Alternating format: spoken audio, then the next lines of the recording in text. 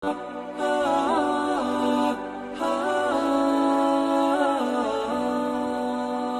khawatir saya kalau ilmu ini sudah hilang, terus ayat-ayat yang biasa tentang kemanusiaan dikira biasa.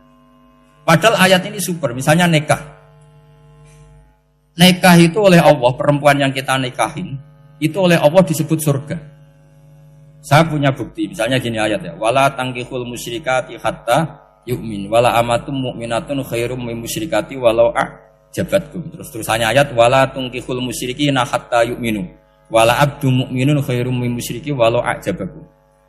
Terusannya ayat, ulaika yad'una ilan nar. Para musyrikah yang ingin kamu nikahi karena mereka non muslim atau kafirah atau musyrikah, itu hanya mengajak kamu masuk neraka. Maksudnya ngajak itu kan bisa saja kamu tertarik perempuan tadi sampai kompromi merubah akidah kamu. Terusannya ayat wallahu yad'u ilal jannah. Harusnya dengan perbandingan kamu jangan menikahi musyrikah. Logika perbandingannya kan wallahu yad'u ila nikahil mu'minah. Saya ulang lagi, harusnya muqabalahnya kan wallahu yad'u ila nikahil mu'minah. Allah mengajak kamu supaya menikahi mu'minah. Tapi kata mukminah sama Allah diganti wallahu yad'u ilal jannah.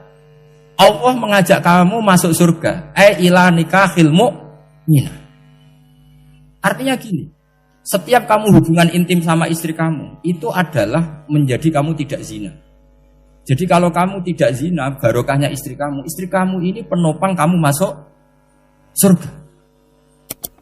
Makanya Rasulullah pernah ditanya, ibadah itu apa saja? Nabi secara ringan diantara jawabannya, wa fi buti ahadikum shadaqah. Sudah kamu ngumpul istri kamu itu ya ibadah. Terus kata sahabat-sahabat, ya Rasulullah ayati ahaduna syahwatahu wa walahu ajrun. Yang benar saja Rasulullah, masa urusan gitu dapat pahala? Nabi jawabannya ya enteng, alai salawatu fi haramin aka'ana ali wisrun. Kalau dia salah yang dikeloni kan ya dosa. Berarti kalau ngeloni yang benar juga pahala. Berarti istri kamu itu jannah surga. Cuma jannah yang agak aneh karena rewel itu agak aneh. Jadi itu jannah yang agak aneh. Maka supaya jannah ini tidak aneh, kata Rasulullah itu cara bersuami istri itu kata Rasulullah halla jariyatan tula ibuka wa tula ibuka. Sebagian riwayat halla jariyatan tudhahikuha wa tudhahikuka. Kamu cari perempuan yang gampang guyon, gampang rileks. Mula abah itu rileks, mudhahaka ya rileks. Saya berkali-kali cerita, saya ini termasuk orang yang nggak pernah diskusi penting sama istri saya. Karena takut tegang. Biasanya kalau tegang itu yang suaminya kalah. Jadi saya tuh nggak pernah diskusi penting. Saya kemarin mau ke Pasuruan ya, mau ke Peloso itu ditanya, mau kemana? Ya nggak tahu. Terus pulangnya kapan? Ya nggak tahu. Wong kok rohan. Ya saya seneng saja. Nggak roh itu artinya kan bodoh. Orang bodoh itu nggak mukallaf, artinya nggak dosa kata saya. Jadi saya ngambil hikmahnya saja. Ditakoki kok jawabannya ora jelas. Ora jelas itu misteri. Memang dunia itu penuh misteri. Pokoknya tak itu. Pokoknya yang kira-kira itu jadi tidak penting. Rasulullah tuh kalau debat sama istrinya ya milih gitu, milih mula abba mudhahaka. Saya punya sekian cerita betapa Rasulullah tuh rileks ngadepin cemburu-cemburunan. Sayyidah Khadijah tentu orang yang super bagi Rasulullah. Sampai ketika adiknya Sayyidah Khadijah, kalau nggak salah namanya itu Halah itu. Kalau datang itu Rasulullah itu menjamu karena mengingatkan suara Khadijah. Kalau muji Khadijah itu sudah langit Rasulullah. Sehingga Aisyah itu cemburu. Bagaimana Anda selalu muji Khadijah? Waqad abdalakallahu khairan minha. Allah mengganti yang lebih cantik ketimbang Khadijah dan lebih muda. Maksudnya Aisyah. Kenapa masih muji yang sudah meninggal? Tua lagi kan. Gantian Sayyidah Fatimah yang tersinggung karena ibunya ditua-tuakan kan. Itu ketika Fatimah cemburu, mangkelnya sama Sayyidah Aisyah. Mangkel manusiawi loh. Gak usah kamu jadi Syiah terus benci Aisyah itu. Karena kalau kamu jadi benci Aisyah berarti kamu nganggap Aisyah itu salah. Dan itu efeknya di Rasulullah. Berarti Rasulullah milih istri yang salah. Makanya kita ini madzhabnya ahli sunnah. Abu Bakar tidak mal'un. Kenapa tidak mal'un? Kalau kamu bilang Abu Bakar mal'un berarti Rasulullah salah pilih teman. Umar tidak mal'un. Karena Rasulullah pasti milih teman yang benar. Begitu juga milih istri yang benar. Dalilnya tidak usah jauh-jauh. At-thayyibatu lit-thayyibi. At-yabut thayyib tentu Rasulullah. Berarti istrinya pasti thayyibah. Jadi madhab ahli sunnah dalam madhab sing jelas-jelas min baini farsi wa damil labanan khalisan sa'iwal lisya.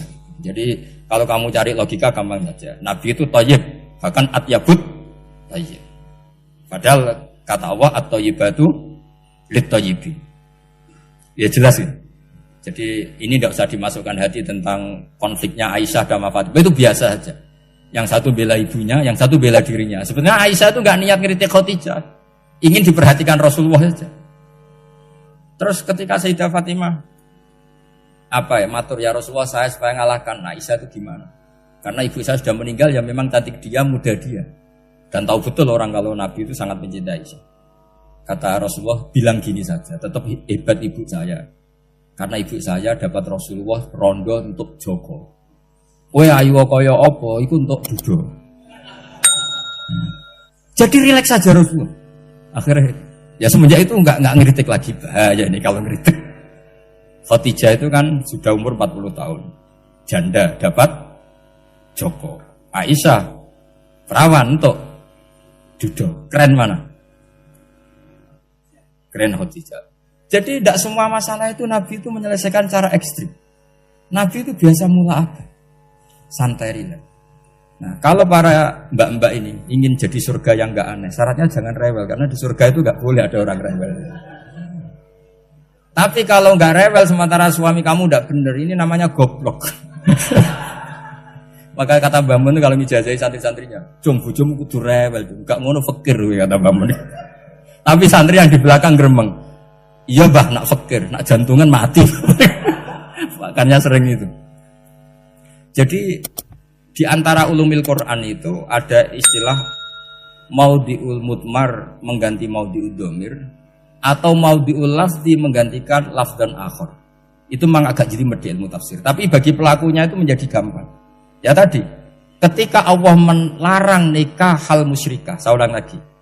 Ketika Allah melarang nikah hal musyrikah, normalnya perbandingannya kan wallahu yad'u ila nikahil mu'minah. Tapi sama Allah digenti, wallahu yad'u ilal jannah. Itu menunjukkan bahwa nikahul mukminah adalah al jannah. Karena kamu hubungan intim ya ibadah, diwamuk kowe sabar ya ibadah, nafakoi ya ibadah, neng-nengan kejahatan senjata juga ibadah. Seru Bang, neng-nengan itu seru. Karena memang di antara sistem tubuh kita itu butuh masa-masa jeda. Mari cerdas. Karena tubuh kita ini tidak hanya butuh seneng, tapi juga butuh susah. Susah itu melahirkan kearifan. Jajal bojomu tahu minggat, mesti kearifan kamu meningkat. Jadi minggat itu ya penting. Nikmati saja. Udah ini saya nggak ngajari keburukan. Memang seperti itu. Nah saya berharap ilmu usul fikih ini tidak boleh hilang. Karena dengan ilmu usul fikih kita tahu mubah adalah tarkul haram dan tarkul haram adalah wajib. Maka Allah sering sekali membicarakan sesuatu yang mubah itu superior. Kayak tadi wa min ayatihi manamukum billaili wan. Nah, termasuk ayatnya Allah adalah kamu itu tidur. Cara berpikir tadi, kalau saya tidak tidur sakit, kalau sakit habis biaya banyak. Sementara tidur hanya butuh seperti ini. Betapa baiknya Allah dengan tidur bisa menjaga kesehatan yang kalau tidak dijaga berbiaya tinggi. Berarti hadan naumul ibadah. Terus ulama bilang tidur itu ibadah kalau niatnya litaqawi alal ibadah. Tapi nak wae blojo turu lah itu sing masalah. Tapi tentu ilmu itu ada pembanding. Sekarang ketika kamu tidur itu tarkul wajib apa tarkul haram? Lah itu masalahnya. Seringnya kamu itu tarkul wajib. Wae mulang turu. Wae ngantor wong kerja turu. Lah itu tarkul haram apa tarkul wajib? Tarkul wajib. Kalau tarkul wajib berarti status tidur kamu haram. Sudah pinter ini, sudah maju ini, sudah maju. Jadi saya belajar usul fikih lagi-lagi karena untuk menjadi mufassir itu harus menguasai balaghah, menguasai usul fikih, menguasai lisanul arabi. Nah, lisanul arabi yang sering saya contohkan berkali-kali. Saya punya kitab namanya Ar-Risalah. Orisinil karangannya Imam Syafi'i. Saya baca beberapa kali khatam. Juga saya beberapa kali bacakan santri. Itu kalau memaknai Quran secara lisanul arabi itu gampang sekali. Gampang sekali. Ketika Imam Syafi'i mengatakan kamu boleh tayamum ketika bepergian dan saat bepergian itu tidak menemukan air. Syaratnya kamu tolabul ma', cari-cari dulu. Ketika ditanya sama Ashabus Syafi'i, kenapa harus cari-cari dulu? Jawabannya enteng. Li'anna Allah ta'ala yaqul falam tajidu ma'an wala yuqalu liman lam yatlub lam yajid. Karena Allah ngendikan kemudian kamu tidak menemukan air. Di mana-mana tidak menemukan setelah mencari. Kalau belum mencari namanya tidak tahu. Jadi dari kata falam tajidu ma'an kemudian kamu tidak menemukan. Tidak menemukan berarti apa? Setelah mencari.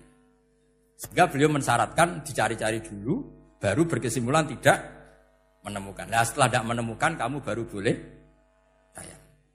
Segampang itu ilmu usul fikih di depan Imam Syafi'i. Ulumul Quran dianalisis dengan usul fikih. Ketika ditanya, kenapa Anda mensyaratkan nikah itu pakai wali? Ayatnya apa? Kalau hadisnya jelas, la nikaha illa biwaliyin mursyidin. Ayatnya apa? Imam Syafi'i secara enteng baca ayat fala ta'duluhunna ayyangkihna azwajahunna idza taradu bainahum bil ma'ruf. Jika wanita yang kamu waleni, saya ulang lagi, jika perempuan yang kamu walikan, misalnya kamu punya anak yang umur 20 tahun ingin nikah sama seseorang. Seseorang ini layak. Ya misalnya kiai ya apal alfiyah. Tadi kata Mbah Mus itu muridnya Mbah Khalil itu alfiyah diwolak-walik apa. Saking seringnya belajar alfiyah kata beliau sampai santri apal alfiyah wolak-walik tapi ora roh carane jamak kosor. Karena dulu pondoknya mau pondok nahwu. Jadi kayak di ngelirap itu. Tonggone nganti apal fa'ala yaf'ulu fa'lan. Cinone wis apal saking bedino itu ujiane ra selawatan fa'ala yaf'ulu fa'lan wa ma fa'lan wa fa'ilun. Jadi pondok ya macam-macam. Itu saya tadi sampai mana itu? Tentang apa? Wali nikah tadi. Di bab fikih, saya ulang lagi di bab fikih. Itu kata Allah, jika perempuan yang kamu walikan itu ingin nikah, fala ta'duluhunna, jangan kamu larang. Kata Imam Syafi'i, kalau seorang wali tidak punya hak mewalikan, maka larangan jangan menghalangi itu tidak ada gunanya. Misalnya gini, Zaid itu tidak punya utang saya ulang lagi, Zaid tidak punya utang saya. Memang ini ilmu logika, Zaid tidak punya utang saya. Terus sampean bilang ke saya gini, Gus Bah, Zaid ojo tagih. Itu omongannya wong aneh apa enggak? Aneh kan? Tapi kalau Zaid punya utang saya 1 juta, terus kamu menasihati saya, Gus Zaid ojo tagih. Benar apa enggak? Wali itu punya hak melarang. Saya ulang lagi, wali berarti punya hak melarang putrinya tidak nikah. Jika diperintahkan Allah, kamu jangan pernah melarang. Berarti punya hak melarang. Kayak tadi, Gus ojo tagih, berarti aku dia hak nagih. Misalnya otoritas bandara ATR, pesawat Boeing sekian-sekian Lion, bolehkan landing di sini. Karena operatornya punya hak melarang. Juga punya hak mengizinkan. Tapi kalau orang lain kamu bilangin, pesawat Lion nggak boleh landing di Semarang. Orang lain yang nggak terkait dengan otoritas itu. Aneh nggak omongan itu? Aneh. Kalau wali dilarang menghalangi perempuan ingin nikah harus memberi izin maksudnya. Maka berarti wali punya hak menikahkan. Paham yang saya maksud? Makanya Imam Syafi'i mensyaratkan seorang perempuan yang nikah harus pakai wali. Jadi segampang itu. Kitab Ar-Risalah menerangkan ulumul Quran. Dan dalam banyak hal ulama dulu itu, makanya saya tadi berjanji, karena Quran itu bisa kamu baca fase, kamu dengerin suara enak ya enak, kamu dengerin logika yang enak ya enak. Jangan sampai kamu udah dua-duanya. Suaranya sudah ada enak, logikanya tidak enak, itu kacau namanya.